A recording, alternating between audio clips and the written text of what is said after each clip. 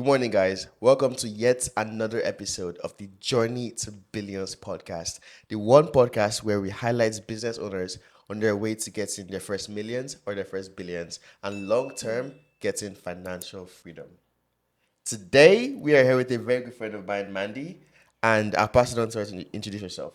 Thank you so much for having me on this podcast. I'm super excited to be My here, and I'm pleasure. so excited to dive in and have an awesome conversation with you today. Let's do it. Let's do Yeah. it. And guys, let's show Mandy some love in the comment section. This is our first in-person podcast, and it's at your boy's studio. So, Mandy, it truly is a pleasure to have you here. And I know we've been dabbling between back and forth. We were supposed to have this 2, 3 weeks ago. Something came up, and I had to reschedule it to here. So I'm really, really, really grateful for being fluid and being able to plan around your very busy timing. No, So I absolutely. really appreciate you. It's no problem at all because I enjoy working with other entrepreneurs and supporting other entrepreneurs also. And I'm so excited for you in this podcast and excited to be here with you today. Thank you. Thank Yeah. you. I really appreciate you. So let's start off with this. Tell us a bit more about yourself, who you are, what you do, and we'll go from there. Sure. My name is Mandy Cartagena. I am a transactional funder, but most importantly, I am a mother and a wife. And I enjoy doing this real estate business through and through. I don't only do this full time, I also have a W 2, and I support our warfighter, our soldiers, as a federal worker, while also doing this lending business and being a present wife and mom. Wow. Yes. Wow. So it's never a dull moment, but it's never not fun. So there you go. Wow. Wow. Awesome. Awesome. And more context. I know we met in person at a couple of conferences. So Yeah. conferences like Squad Up Summit, even the one conference in DC recently, the Find the Rhythm Investor Conference. Yes. So talk to like why do you find value in going for these kind of conferences? There's nothing better than meeting people in person, especially with folks that you are potentially going to do business with down the road, or even being on somebody's podcast. Or if I have an opportunity to support somebody on their journey, whether that's in real estate or whatever business venture that they're on, I'd be more than happy to support them in any way that I can, whether that's connecting them with somebody else that might be in that same room, Mm, and vice versa, right? So if going out to these meetups are so important, I think, because it goes past the conversation through a screen. It's mm-hmm. more of building that trust and rapport with folks. They see who you are. They see you numbers of times at different conferences, different meetups, and you build that relationship with folks, and it just makes doing business a lot more fun. True. Yeah. True. I love that. I love that. That makes so much sense. I think nothing beats in-person interaction. Yeah, That there is gold. for sure. So diving a bit deeper, you're a transactional funder right now, but of course you were not always like this. So tell the audience today where or who were you before this new phase of your life? Yeah, sure thing. So I was working a W 2, was traveling a lot for my federal job. And my husband and I were actually in Hawaii at the time. And we hit COVID. And I thought, there's got to be more than just doing this 9 to 5 thing. Mm. I grew up from an immigrant family From where? from Dominican Republic. DR. Love it. Yep, I'm probably the whitest Dominican you will ever see. Got you. Awesome. But, yeah, my family are immigrants and they came to the States to, provide. I grew up and was born here in the States, but they provided me an opportunity to get the education I need. And I did that. I got my college degree. I have a awesome job as a W-2, but for some reason I had like this entrepreneurial spirit in Mm. me. And I wanted to unlock that. And I like turned to my husband one day during COVID. I'm like, there's got to be more Mm. than just this 9 to 5 thing. And I want to figure it out. So, what is that wealth that I can build not only between my husband and I, but possibly even generational wealth? And so I tried a couple things, um, like doing stocks and that thing and crypto. And though I still buy through them as a long hold investor, Mm-hmm. I dove into real estate. And I dove into midterm rentals at the time, and I just learned about long-term rentals and midterm rentals, and that was about 6 years ago. When I did that, I didn't really take any action.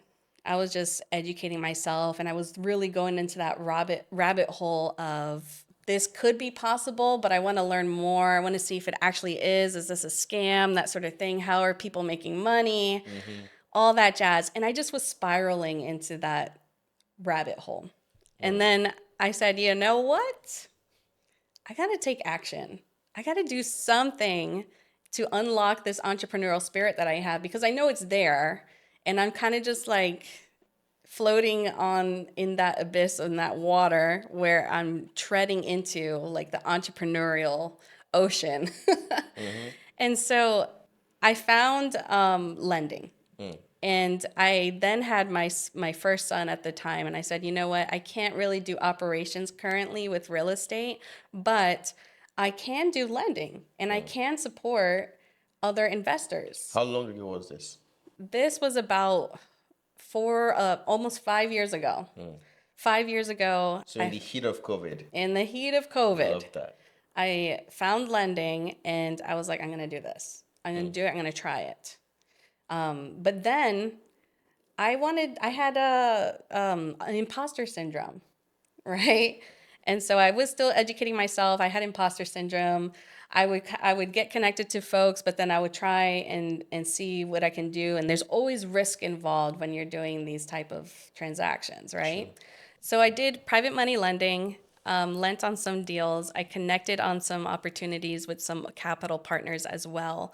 But there was a little bit more that I wanted to do. And I think I was spreading myself way too thin across multiple avenues of lending. And that's when I found transactional funding.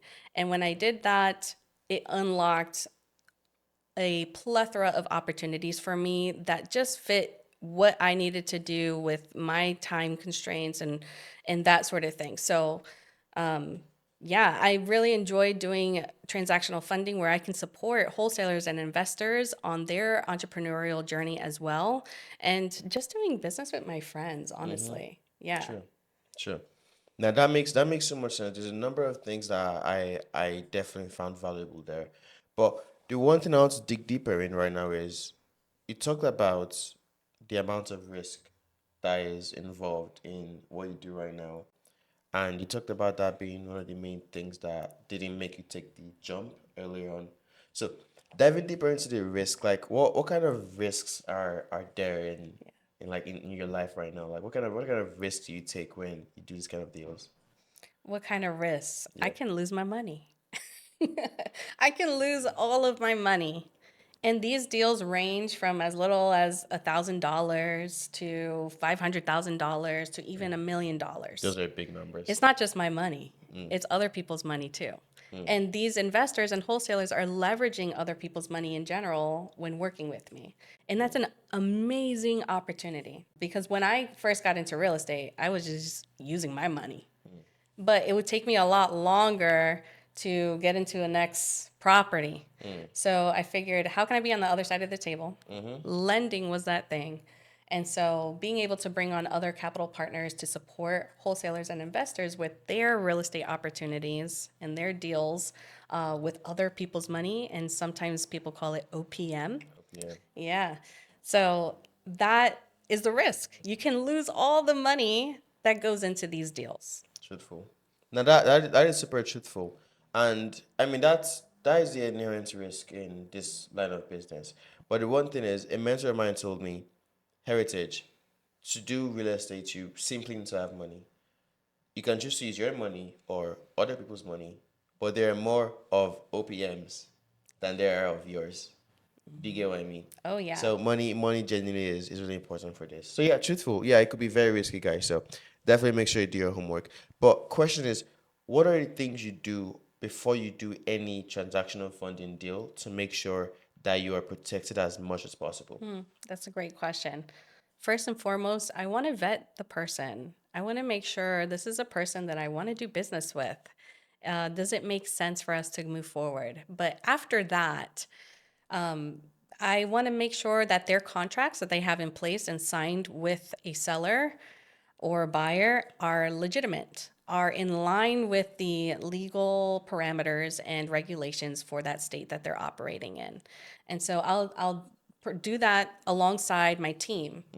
And I have a transaction coordinator that I work with, and she is phenomenal, and she helps me verify this information so that we can have the green lights to move forward and support these folks as needed. Awesome. So it's people vetting the person, then paperwork. Correct. Awesome. Do you check up on the property or do any kind of underwriting on the property or the area or things like that? For transactional funding specifically, not necessarily. Okay. Because transactional funding is escrow protected funding that never leaves escrow. It's a short term loan that supports wholesalers and investors with three separate things. One of them is earnest money deposit funding. So that can be either a wholesale earnest money deposit for an assignment or double close transaction, or an end buyer earnest money deposit fund funding opportunity. There's also the double close transactions that wholesalers do for the A to B contract, the entirety of it. That includes the purchase price, the closing costs, and any other fees. A transactional funder like myself would support the entirety of that A to B contract. And then the third one is an investor can utilize a strategy called a stack method, also known as like seller carryback or Morby method, where these investors are getting into assets creatively with little to no money down. And I have seen many folks utilize this strategy to even profit, which is insane. Like you can profit off of a deal. Yeah. So I would come in with a down payment on that. And I could also assist the investor getting connected with primary lenders that support these type of transactions. Nice, nice, awesome. Hey guys, Mandy said a lot of big words that I'm sure just flew over people's heads. I'm very, very sure. So if there was any big word that was used here, make sure you pause this video, go to ChatGPT, and look at what that word means. We will not be explaining those words to y'all. Okay, awesome. So talking about creative financing, I have a question around that. So Mandy, do you do creative financing deals or you don't? I do. I do creative financing deals. Awesome. Yeah. Okay. Tell me, what is your wildest creative financing deal that you've put together and what made this so unique? Oh man. The wildest that I've done? Wildest.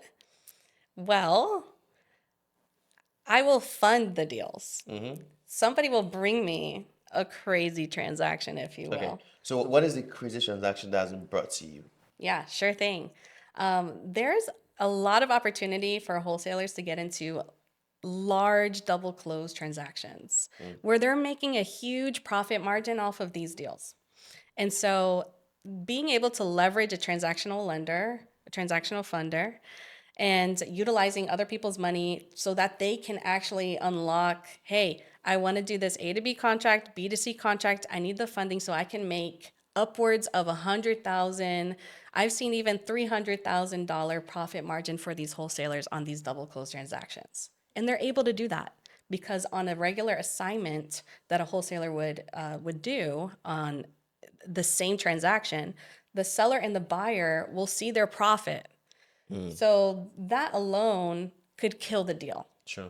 So being able to support a wholesaler with this type of transaction will unlock so many possibilities for these folks where they're going to be not only leveraging me, but somebody that has the systems and processes in place to support them so that they can continuously get these deals to make this huge profit margin and then possibly even roll it into the next deal. Yeah, that makes so much sense because one, I've seen cases where some sellers will see that this wholesaler is making so much money that they're even planning to make. And then they start to flinch and be like, why are you making all this money? Like, I don't want you making all this money. I want you making no money because you never owned the house with me. So as long as someone is making the money that they want to make, or as long as I'm making money that I want to make, like I'm not really bothered about how much any other person makes in a deal, even if it's more or less than me. But people are weird sometimes, and they want to make the most money. Right. True, that makes sense. So around that, what is the biggest myth that you've seen around creative finance transactions, and how would you debunk this? Yeah, that's a great point. So, one of the most creative transactions that somebody can unlock is utilizing the stack method. Sorry, let me start over. Okay.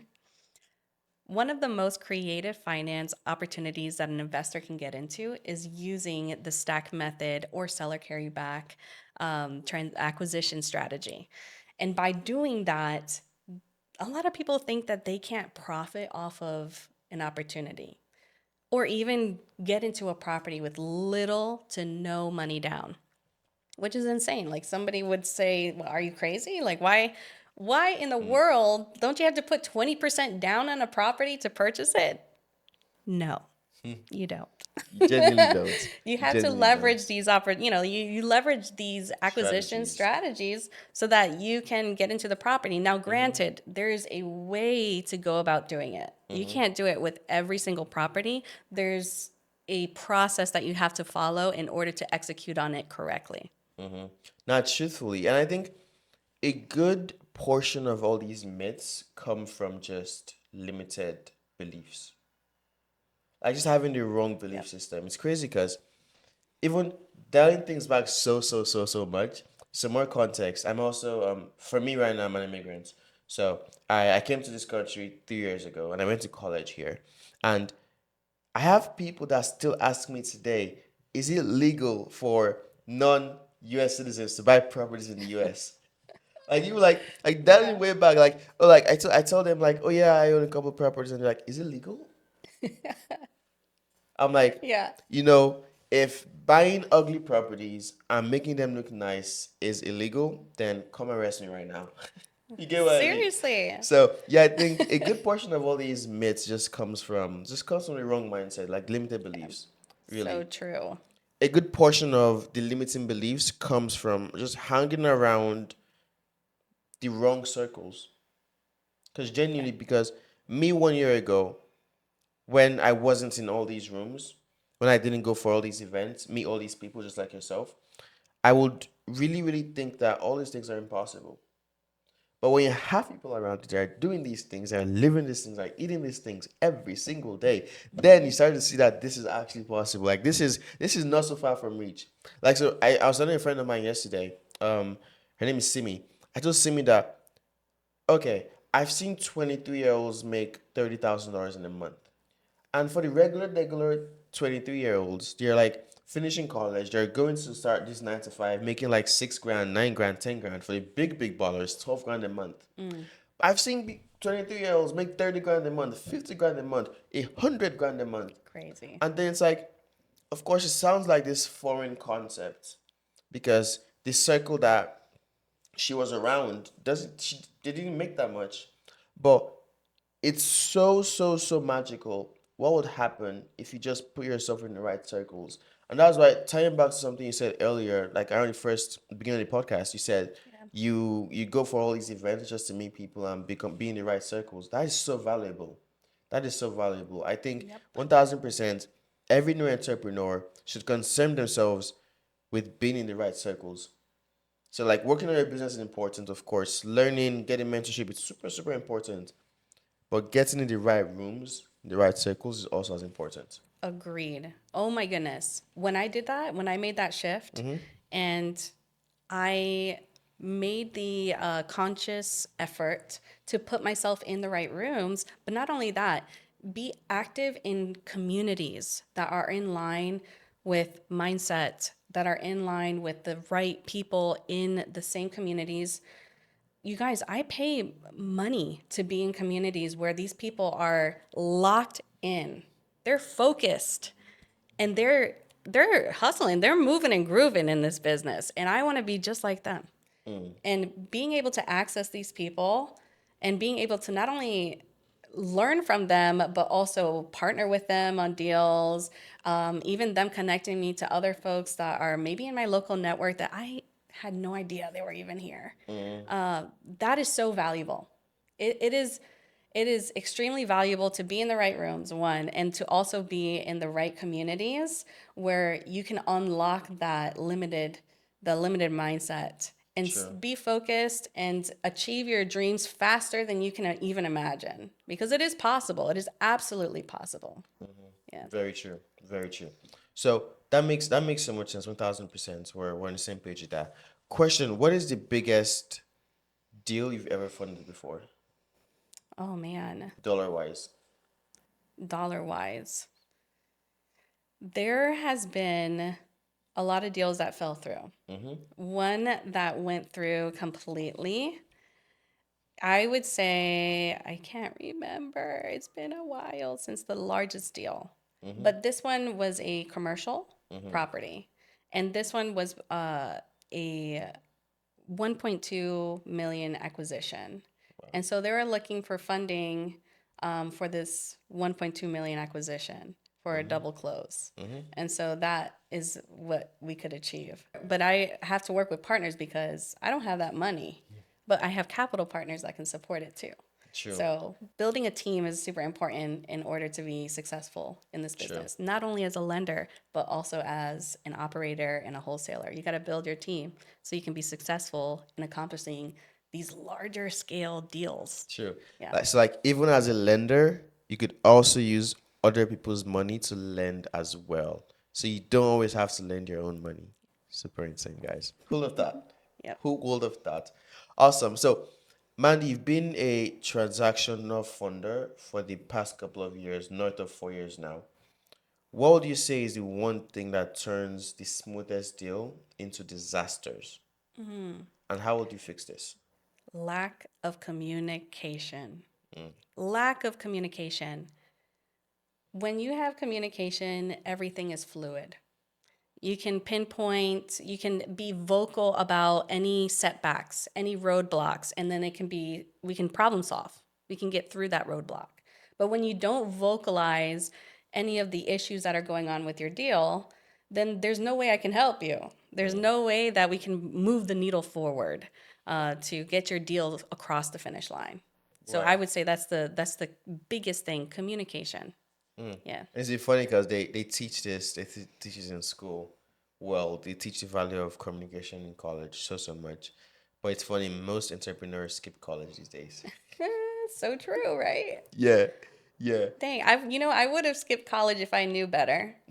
But I will say I did learn a lot from college, but if I was surrounded by folks that knew about entrepreneurship and had the skills and financial literacy, which I wasn't around when I was growing up, I would have totally skipped college and done this entrepreneurship thing because I enjoy it a lot more. And I don't even use my degree. I'll be honest with you. I don't even True. use my degree for True. my job. 1,000%. Like, so I finished top of the class 1 year early, like valedictorian, 4.0 GPA, never got anything less than an A in class. And I've never used a degree for one day in my life. It's crazy. I've never used one in my life. Guys, I've never used one in my life. But like Yeah. that's like that makes so much sense. So now looking forward, okay, because in this podcast, we're very money focused. Okay. Whoever tells you that money is the root of all evil has clearly not given enough out to people. Okay. So where do you see yourself in the next 5 years when it comes to the progression of your business? Yeah. Oh my gosh, this is such a loaded question. I would love to stay focused with transactional funding and support more wholesalers and investors with their deals. I would love to venture more into the commercial multifamily space and do more creative deals too. I've seen some folks do acquisitions of airplanes Sure.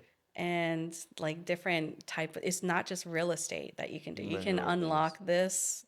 You can unlock so many opportunities creatively. Like this is totally creative finance stuff. True. And being able to help more folks with those, that would be awesome. But of course, I'm in this business to build relationships.